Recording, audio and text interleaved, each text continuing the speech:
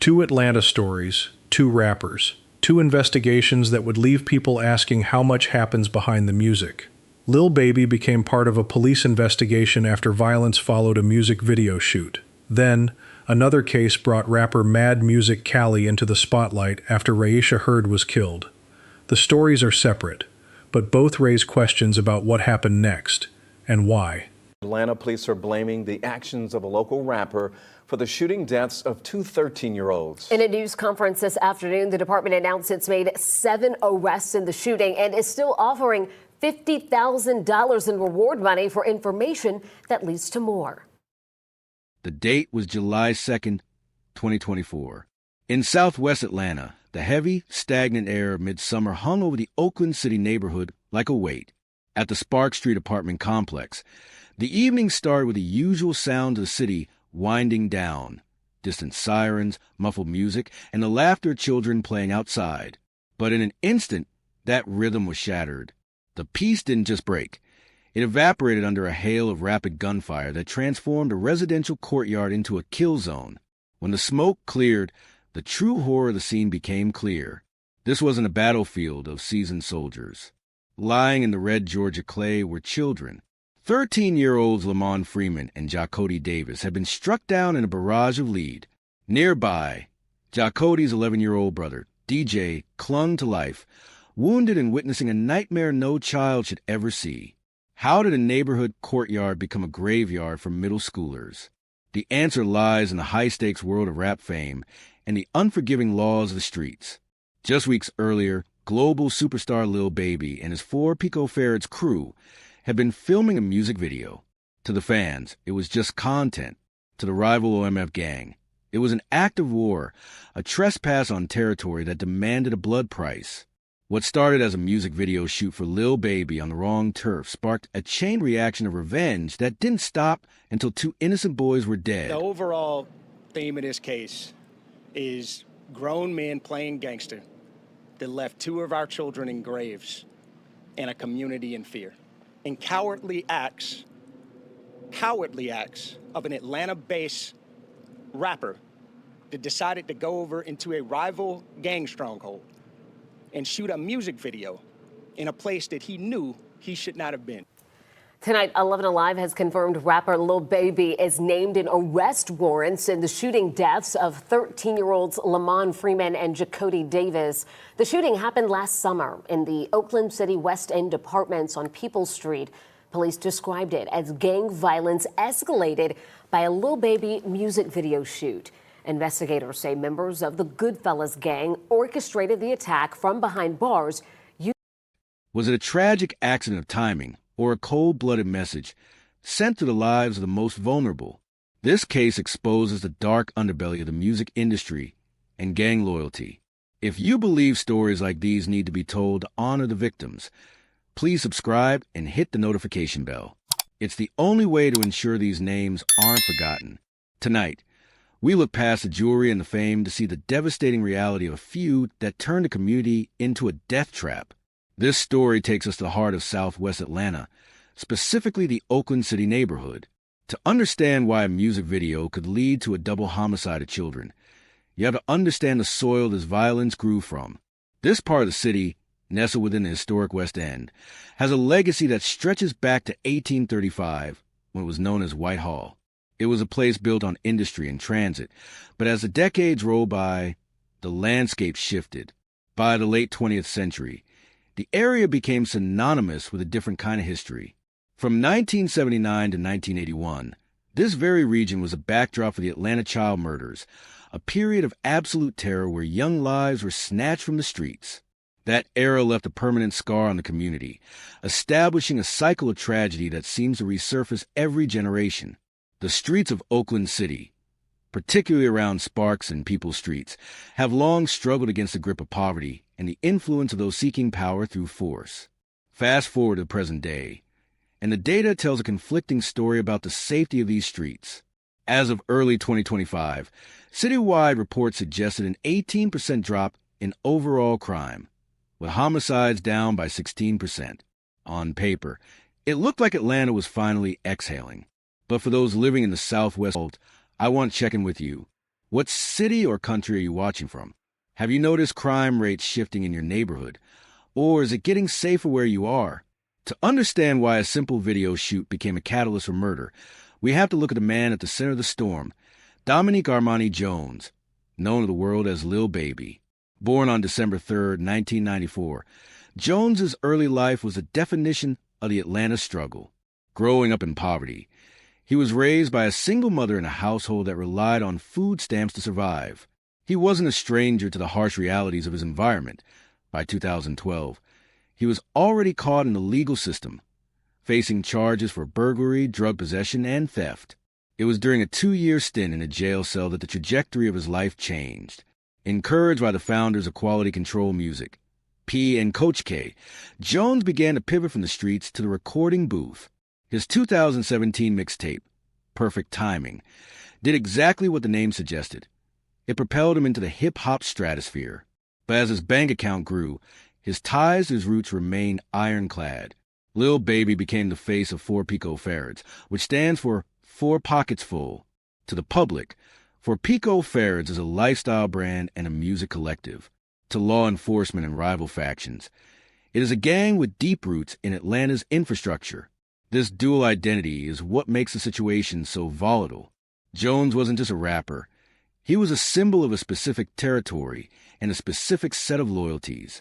Even as he dominated the charts and shared glimpses of his life as a father to his sons, Loyal Armani and Jason Armani, the shadow of 4 picofarads followed him. The trouble began when the line between a professional career and street politics blurred. In May 2024, Lil Baby and his team decided to film a music video on Verbena Street, NW. In the music industry, this is called authenticity. In the streets, it's called a trespass. That specific location was OMF territory, the home of the Only My Family gang, a group with ties to Lil Durk and a long-standing, bitter rivalry with 4 picofarads. By stepping onto that pavement with cameras rolling, the 4 picofarads camp had unknowingly set a trap for themselves, and the retaliation would be more devastating than anyone could have predicted.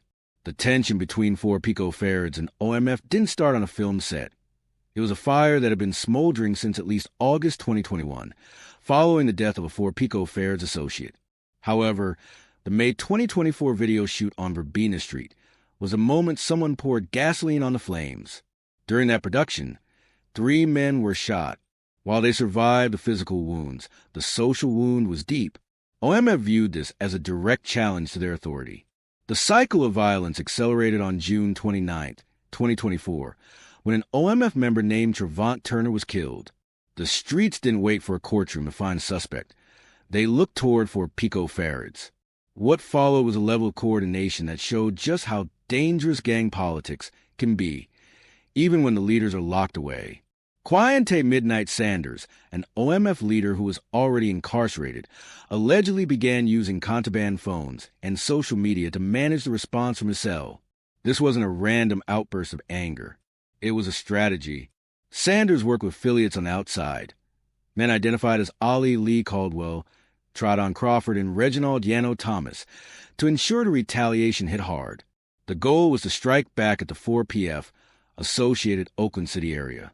On July 2nd, members of the Goodfellas, a group linked to OMF, moved toward the Spark Street apartments.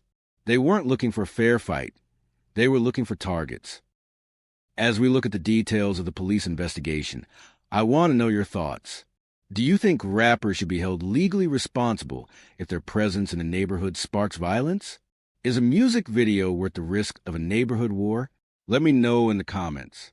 The death trap was now set, and unfortunately, the people who would walk into it had nothing to do with the rap industry or the gangs involved. They were just children enjoying a summer night. The events of July 2nd, 2024, at the Spark Street apartment complex would forever change the lives of 3 families. As the sun went down, 13-year-olds Lamont Freeman and Jacody Davis were simply being kids in their own neighborhood. They weren't part of the 4 picofarads or OMF rosters. They weren't in the music videos or the social media beefs.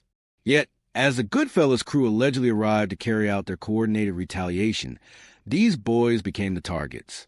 The gunfire was sudden and relentless, leaving Lamont and Jacody dead at the scene. Jacody's younger brother, 11-year-old DJ, survived a physical strike, but was left to carry the weight of that night forever. For months, the streets remained tense as the legal system worked to bridge the gap between street rumors and hard evidence. The breakthrough finally arrived in February 2025. In a massive sweep, law enforcement moved in, arresting 7 suspects, including the men identified as the primary boots on the ground, Lee, Yano, and Tradan. The charges painted a grim picture of how an incarcerated leader could pull strings from a prison cell to execute a revenge plot in the heart of Atlanta. As the arrests made headlines, the spotlight turned back to the man who sparked the initial flame, Lil Baby, whose May video shoot was cited as a catalyst for this specific wave of violence, found himself at the center of a PR and legal storm. In February 2025, he and his legal team were forced to go on the offensive, publicly denying the existence of police warrants linking him to the murders of the 2 boys. Just weeks earlier, the rapper had posted a tweet that went viral, saying, "Mention me if you want to go viral." It was a statement intended to flex his influence, but in the wake of the February arrests, those words took on a haunting tone. While the rapper maintained his innocence and distanced himself from the shooting, the authorities were busy documenting the direct line from a music video set to a funeral home. The death trap had claimed its victims, and the legal battle was only just beginning. The story of the Spark Street shooting serves as a grim case studying what happens when the pursuit of clout and the rigid laws of the streets collide. In the modern era, a music video is no longer just a promotional tool. For many, it is a territorial claim. When a high-profile artist like Lil Baby enters a neighborhood that isn't his own to film, the cameras capture more than just a performance. They record a challenge. The lesson here is the devastating reality of collateral damage. This tragedy highlights a growing and dangerous trend where the digital world and the physical world overlap with lethal consequences. In the quest to maintain an image of being authentic or untouchable, the actual people living in these communities are the ones who pay the price. The death trap isn't just a physical location of an ambush. It is a mindset that puts gang loyalty and social media status above the lives of 13-year-olds who were never part of the game. There is a heavy irony in the fact that success is often built on the stories of the streets, yet that very success can bring a wave of violence back to the doorstep of those who haven't yet found a way out. This story forces us to look at the price of fame through a different lens. It's not just about the artist's safety, but about the environmental impact of their presence. For viewers and fans, the takeaway is a sobering reminder to look past the entertainment and recognize the real-world friction that these lifestyles create. We have to ask ourselves, at what point does the cost of a viral moment become too high to pay? Insight comes from understanding that the ripple effect of a single decision, like choosing a specific street corner for a video shoot, can extend for months and lead to the loss of a generation. Honor the victims by recognizing that their lives were worth more than a territorial dispute. It is a call for accountability, not just from the legal system, but from a culture that often celebrates the very tensions that lead to these tragedies. Today, the case remains a sobering focal point in Atlanta's ongoing battle against gang violence.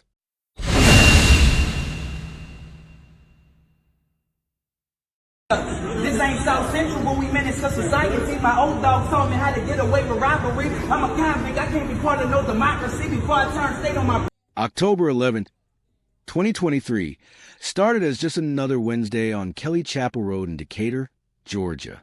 The evening air was still, the kind of quiet backdrop that usually promises safety. 31-year-old Rayshaw Hurd had just pulled her black Chrysler into her parents' driveway. She was doing the most ordinary task imaginable, reaching into her trunk, lifting bags of groceries, and preparing to head inside where her family waited. She was 2 months pregnant, likely thinking about the future, the new life growing inside her, and the dinner she was about to prepare for her children. But as she reached for those bags, the peace of the neighborhood was shattered by a hail of gunfire. 7 rounds. 2 in the back, others tearing into her chest, her leg, and her head. This wasn't a random crossfire or a botched robbery. This was an ambush. And the most heartbreaking part, standing just feet away in that driveway was Raysha's 9-year-old son. He didn't just hear the shots. He watched the life drain out of his mother in the very place he was supposed to be protected. The man authorities say pulled that trigger wasn't a stranger. He was Justin Rene Lewis, a New Orleans rapper known to his 82,000 followers as Mad Muzik Cali. While Rayshaw was being rushed to a hospital where she would eventually take her final breath, the man accused of ending her life was allegedly planning his escape. But here's the detail that transforms this from a tragedy into a nightmare. This might not be his first time. Years earlier, back in New Orleans, Lewis's wife, Sydney, was found shot to death in a parked car. That case remains unsolved. Was Raysha's death an isolated explosion of rage, or was it the repeated work of a man who believed he could get away with the unthinkable? We are examining a case that proves some monsters don't hide in the dark. They post on Instagram. Before we continue, let us know where you're watching from. What state or country are you representing today? This story takes us to Decatur, Georgia. Nestled just east of Atlanta, Decatur is a city with deep roots that often surprise those who only know it as a modern hub. Incorporated back in December 1823, it was named after Stephen Decatur, a naval hero who rose to prominence in the early 19th century. Interestingly, this city is actually older than Atlanta itself. In the 1830s, when the railroads were looking for a place to build a major stop, the residents of Decatur actually rejected the proposal. They didn't want the noise or the disruption of the Iron Horse. That refusal forced the railroad to move 7 miles west to a small settlement that would eventually become the sprawling metropolis of Atlanta. Today, Decatur serves as the seat of DeKalb County, balancing its small-town historic feel with the energy of a major urban center. But beneath the surface of this historic charm lies a reality that has become increasingly difficult for families like Rayshaw Herds to ignore. While many people see the tree-lined streets and the old courthouse square, the safety of the region has been shifting. DeKalb County has seen a significant rise in its crime index, which reached a staggering 7,849 incidents per 100,000 residents in 2022. To put that into perspective, that is nearly double the average across the rest of Georgia and significantly higher than the national average. Since 2020, violent and property crimes in this area have surged by 40%. It is an environment where the threat of violence is no longer a distant possibility, but a frequent occurrence. For Rayshaw and her family, these were not just numbers on a page. They were living in a county that had become the second highest in Georgia for crime, where the risk of becoming a victim was climbing every year. It was in this setting, a place where history meets a modern struggle for safety, that Raysha's life was cut short, right in the driveway of the home her family used as a sanctuary. To understand the gravity of what happened in Georgia, we have to look back to 2017 in New Orleans, Louisiana. Long before he was known as Mad Muzik Cali, Justin Rene Lewis was a man with a reputation that extended far beyond his aspirations in the hip-hop world. He was married to a woman named Sydney Dalcour, and for 5 years, they shared a life together. But according to those closest to Sydney, that life was a nightmare defined by constant physical trauma. Her family members have since come forward to describe a marriage where violence was the only constant. They recounted seeing Sydney with black eyes, staples in her head to close wounds, and multiple trips to the hospital. Yet, despite the visible evidence of her suffering, the cycle continued. That cycle reached a final, tragic end on a New Orleans street. Sydney was found dead, shot inside a parked car. The circumstances were strikingly similar to the event that would take place years later in Decatur. A woman targeted in a vehicle, a sudden burst of gunfire, and a life ended prematurely. At the time, the investigation into Sydney's death did not lead to an arrest. Lewis was never charged, and the case eventually went cold. To the public, he was just a grieving widower. But to Sydney's family, he was a man who had escaped the consequences of his actions. With no legal hurdles holding him back, Lewis decided to reinvent himself. He leaned into his music career, drawing inspiration from a gritty New Orleans hip-hop scene and groups like the Hot Boys. He built a persona online, gathering tens of thousands of followers who saw him as a rising star in the industry. He moved on to new relationships, eventually connecting with Rayshaw Hurd. But as he built this new identity as a successful artist, the traits his first wife's family had warned about didn't disappear. They were simply being directed toward a new target. By the time he met Rayshaw, Lewis had already established a blueprint for how he handled conflict. He was a man who had allegedly been violent for years without ever facing a courtroom for it. This lack of accountability created a dangerous sense of invincibility. It allowed him to believe that he could simply repeat his past actions if someone dared to cross his path or challenge his control. The unsolved case in New Orleans wasn't just a tragedy for Sidney's family. It was a warning that the rest of the world failed to hear.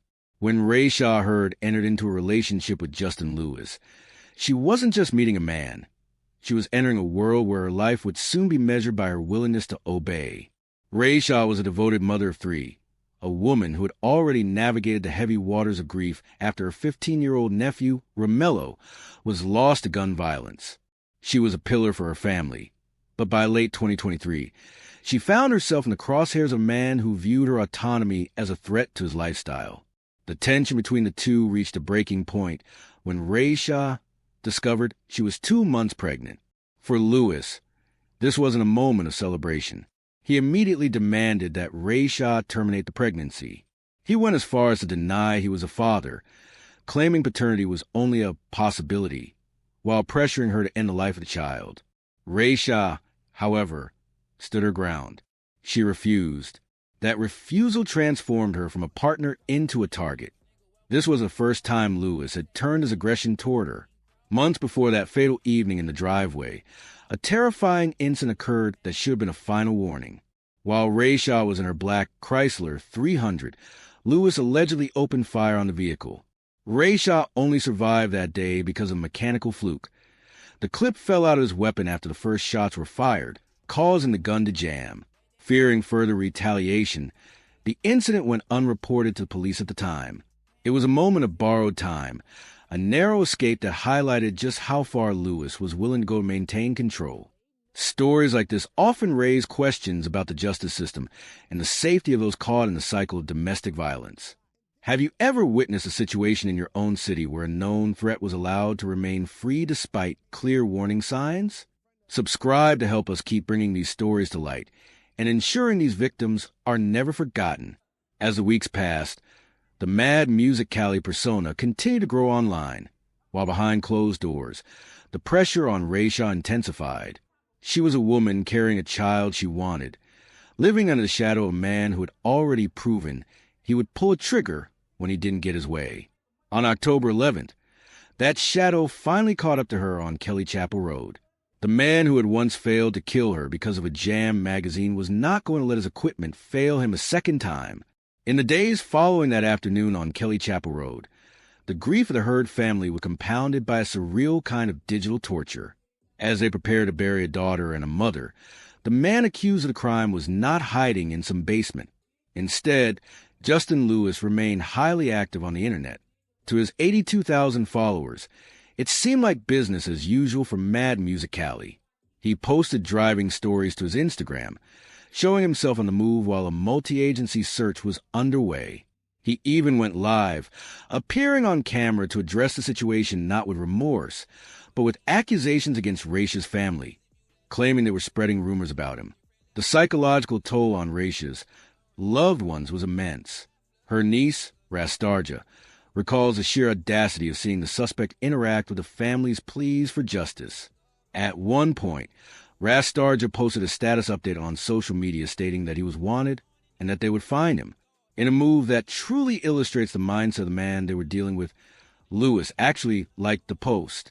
He was treating the hunt for a suspected killer like a game of engagement, mocking the pain of the people he had once called family while fleeing through the streets of Georgia.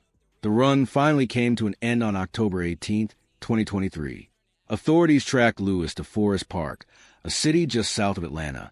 He was taken into custody and booked into the DeKalb County Jail, charged with malice murder. For the Heard family, the arrest brought the first night of real sleep they had experienced in over a week. They had lived in terror, not just because of the loss of Rayshah, but because they knew Lewis was out there, watching their every move online. Now, Lewis remains behind bars, held without bond as the legal process moves forward. As of early 2026, he is likely still navigating the Georgia court system or awaiting trial, as malice murder cases often take several years to reach a verdict. He continues to maintain his innocence, just as he did years ago in New Orleans. But this time there were witnesses. There was a history of reported violence. And there was a 9-year-old boy who saw exactly who was standing in that driveway. The man who tried to use his platform to control the narrative now has to face a reality that cannot be edited or deleted. When we look at the timeline of events leading to the tragedy on Kelly Chapel Road, it becomes clear that we are seeing more than just a crime. We are seeing a pattern of behavior that experts often call a cycle of power and control. One of the most significant, yet frequently overlooked, indicators in cases like this is something called reproductive coercion. This occurs when a partner uses pressure, threats, or violence to dictate whether someone continues or terminates a pregnancy. In Raisha's case, the demand to end her pregnancy was not just a disagreement. It was a major warning that the level of danger in the relationship was reaching a life-threatening stage. Data from groups that track domestic incidents shows that the risk of lethal violence often increases significantly during pregnancy.